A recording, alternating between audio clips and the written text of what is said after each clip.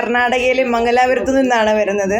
പല പ്രാവശ്യം ആലപ്പുഴയിൽ വന്നാലും ഞാൻ ബോട്ടിങ്ങിനെ പറ്റി ചോദിച്ചപ്പം പലരും പറഞ്ഞത് 3000 തൊട്ട് 5000 രൂപ വരെയുള്ള ഒരു ഫീസാണ് പറഞ്ഞുകൊണ്ടത്.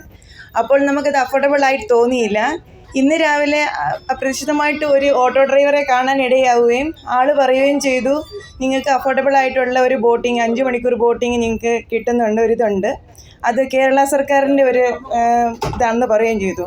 അപ്പോൾ ഞാൻ ആലോചിച്ചു, പൊതുവേ കേരള സർക്കാരും ഗവൺമെൻറ്റും ഒക്കെ ആയിട്ടുള്ള പലരുടെ അഭിപ്രായം പല രീതിയിലാണ്, പ്രത്യേകിച്ച് കർണാടക കേരള വെച്ച് നോക്കുമ്പോൾ.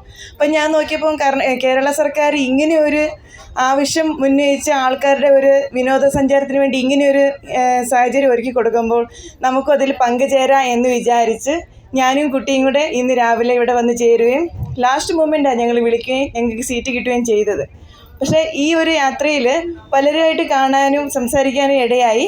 പക്ഷേ എനിക്ക് അറിയത്തില്ല എത്രത്തോളം എല്ലാവരും എൻജോയ് ചെയ്തിരുന്നു. പക്ഷേ പ്രത്യേകിച്ച് പറയേണ്ടത്, ഒന്നാമത്തേത് ബോട്ടിലെ വൃത്തിയും വെടുപ്പും, പിന്നെ ഇവിടുത്തെ സ്റ്റാഫുകളുടെ എല്ലാവരുടെയും ഒരു പെരുമാറ്റം ആത്മാർത്ഥതയും ആത്മീയമായിട്ടാണ് എല്ലാവരും നല്ല രീതിയിലാണ് പ്രവർത്തിച്ചത്.